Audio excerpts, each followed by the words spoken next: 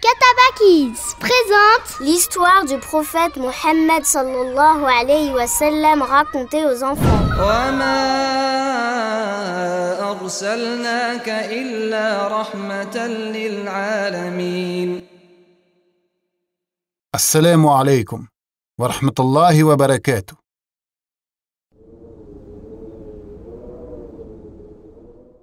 L'Arabie, une terre désertique. Des millions de kilomètres carrés de sable, de steppe. Où poussaient ici et là des arbustes et des buissons. Et de temps en temps, lorsque la pluie tombait, une végétation verdoyante. L'Arabie se trouvait au cœur de l'ancien monde, avec l'Afrique à l'ouest, le nord qui était une porte vers l'Europe, et à l'est, l'Asie, avec la Chine et l'Inde. C'est à partir de ce lieu, et vers toutes les directions du monde, que partira le message de l'islam. Ce message apporté par l'ultime prophète, le messager d'Allah sallallahu alayhi wa sallam, Muhammad ibn Abdillah ibn Abd al-Muttalib ibn Hashim.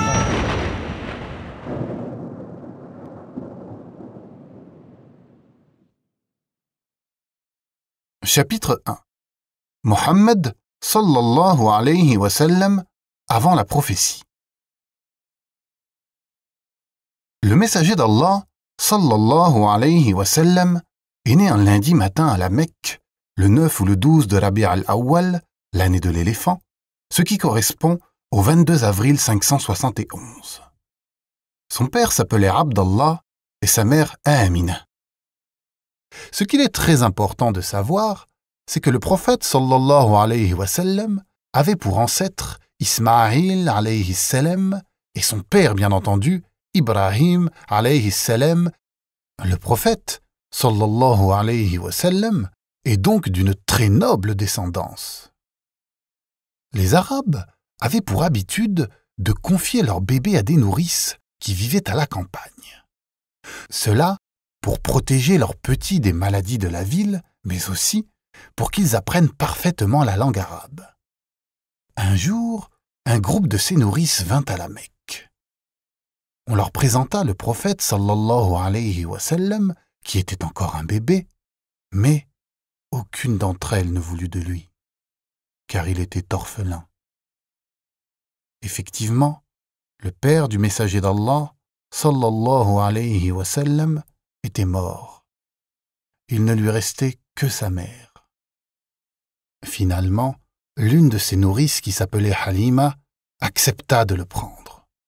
Et ce fut pour elle et sa famille une véritable bénédiction. Halima avait une ânesse qui était l'animal le plus lent de son groupe. Cependant, sur le chemin du retour, son ânesse dépassa toutes les autres bêtes, et même les chamelles rousses, au grand étonnement des autres nourrices. Halima eut beaucoup de lait, et elle put donner le sein au prophète sallallahu alayhi wa sallam, mais aussi à son fils, qui avait pour habitude de pleurer chaque nuit à cause de la faim.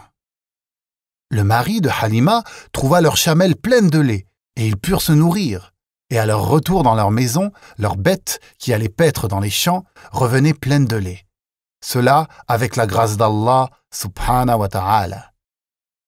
Lorsque le messager d'Allah, sallallahu alayhi wa sallam, eut 2 ans, Halima le ramena auprès de sa mère. Elle lui proposa de le garder encore auprès d'elle. Cela en raison du bien qu'elle voyait en lui et parce qu'elle voulait lui éviter le mauvais air de la Mecque. Sa mère accepta, et Halima rentra réjouie chez elle. Le prophète, sallallahu alayhi wa sallam, resta encore environ 2 ans auprès d'elle. Mais un événement étrange poussa Halima et son mari à ramener le prophète sallallahu alayhi wa sallam chez sa mère. Un jour, Jibril vint au messager d'Allah sallallahu alayhi wa sallam qui jouait avec d'autres enfants. L'ange l'attrapa, le jeta à terre et lui ouvrit la poitrine. Il prit son cœur, duquel il retira un caillot de sang. Il lui dit « C'est la partie de Shaitan en toi ». Puis, il mit son cœur dans un récipient en or et il le lava avec de l'eau de Zamzam. puis il le remit en place. Les enfants coururent vers Halima et lui dirent « Mohammed a été tué !»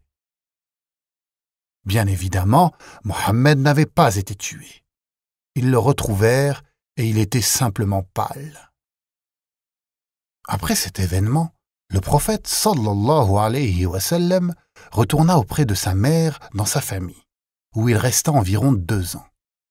Puis, il voyagea à Médine, là où était enterré son père. Cependant, durant le chemin du retour, sa mère Amina mourut.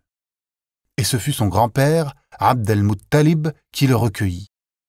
Son grand-père était très gentil et très généreux avec lui.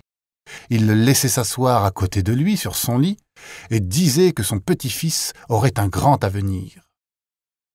2 ans après, cependant, son grand-père mourut aussi.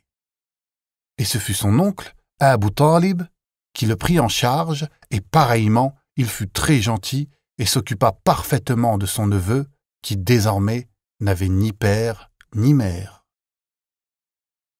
Lorsque le prophète, sallallahu alayhi wa sallam, eut 12 ans, il voyagea avec son oncle, Abu Talib, en direction du Cham, la Syrie. Arrivé près d'une ville qui s'appelait Bassora, un moine chrétien dit qu'il voyait en ce jeune homme le messager d'Allah, car tous les arbres et toutes les pierres s'étaient prosternés sur le chemin qu'ils avaient pris, et ceux-ci ne se prosternent que devant un prophète. Il dit aussi qu'il le reconnaissait grâce au sceau de la prophétie, qui était une marque sur son épaule qui ressemblait à une pomme. Puis il conseilla à son oncle de renvoyer son neveu à la Mecque de crainte des Juifs et des Romains. Les années passèrent. Il y avait à la Mecque une femme qui s'appelait Khadija, qui faisait partie des plus nobles et des plus riches des femmes des Quraysh. Elle avait pour habitude de confier ses biens à des personnes qui commerçaient à sa place. Elle entendit parler du prophète sallallahu alayhi wa sallam qui était connu pour son honnêteté. Elle lui proposa de travailler pour elle et d'effectuer un voyage au Cham. Le messager d'Allah sallallahu alayhi wa sallam accepta et il réalisa pour elle de grands bénéfices. Jamais auparavant, Khadija n'avait autant gagné. Khadija, radiyallahu anha, avait vu beaucoup de bien en lui et elle le demanda en mariage. Le messager d'Allah, sallallahu alayhi wa sallam, accepta et il avait à cette époque 25 ans. Quand le messager d'Allah, sallallahu alayhi wa sallam, eut 35 ans, une pluie torrentielle s'abattit sur la Kaaba qui fissura ses murs et les Quraysh furent dans l'obligation de la reconstruire. Au début, tout se passa bien. Chaque tribu avait une partie à bâtir. Mais lorsqu'il fallut remettre la pierre noire à sa place, chaque chef de tribu voulut avoir cet honneur, et une grande dispute éclata et le sang faillit couler. Heureusement, un homme d'une grande sagesse qui s'appelait Abu Umayya trouva une solution. Il proposa de laisser l'arbitrage à la première personne qui entrerait dans le sanctuaire. Allah subhanahu wa ta'ala voulut que ce fût Mohammed sallallahu alayhi wa sallam. Lorsque les gens l'aperçurent, ils s'écrièrent « C'est El-Amin, le digne de confiance ». Le prophète sallallahu alayhi wa sallam étala un manteau au sol, puis il mit la pierre noire au milieu. Puis il demanda à chaque chef de tribu de soulever le manteau jusqu'à l'emplacement de la pierre noire. Puis il prit lui-même la pierre noire et l'inséra à sa place. C'est ainsi, grâce à sa grande sagesse, que le prophète sallallahu alayhi wa sallam régla ce problème et évita un bain de sang. Le prophète sallallahu alayhi wa sallam avait de nombreuses qualités. Il était patient, honnête, et il ne mentait pas. Il avait un bon caractère et il était de bons conseils. Il avait pour habitude, durant le mois de Ramadan, de se rendre dans une grotte dans laquelle il se vouait à des adorations et dans laquelle aussi il méditait sur l'univers et sur le créateur de l'univers. Le polythéisme que pratiquait son peuple, Ash-Shirk, ne lui plaisait pas. Il avait alors 40 ans. Et Allah subhanahu wa ta'ala n'allait pas tarder à l'honorer de son message. C'est la fin du premier chapitre. Je vais maintenant vous poser une série de questions. Attention. 1. Quel jour est né le prophète sallallahu alayhi wa sallam? La réponse est un lundi. 2. Comment s'appelait le père et la mère du prophète sallallahu alayhi wa sallam?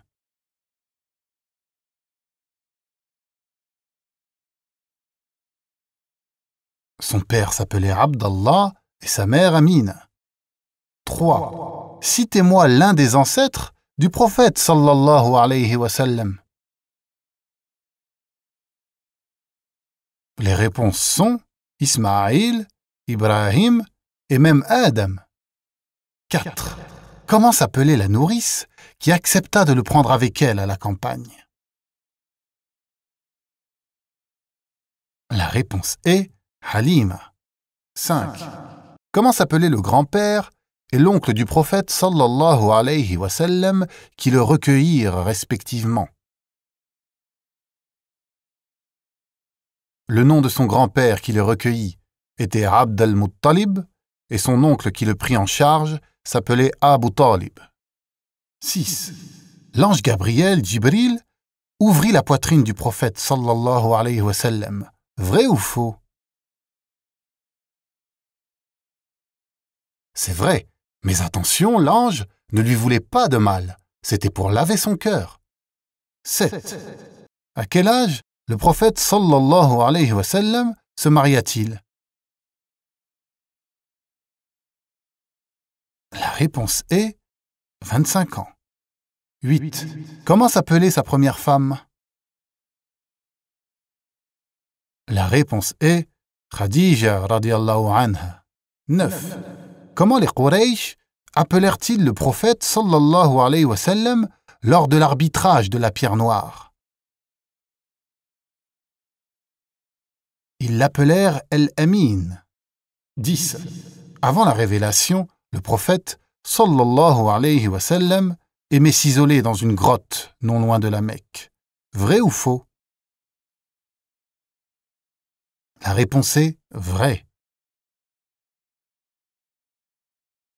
Si toi aussi tu aimes les histoires, télécharge maintenant les fiches d'identité des 10 compagnons promis au paradis. C'est 100% gratuit. Il y a même un livre audio offert sur le bien-aimé compagnon Abu Bakr as-Siddiq radiyallahu anhu. On se retrouve tout de suite pour poursuivre l'aventure ensemble, Inch'Allah.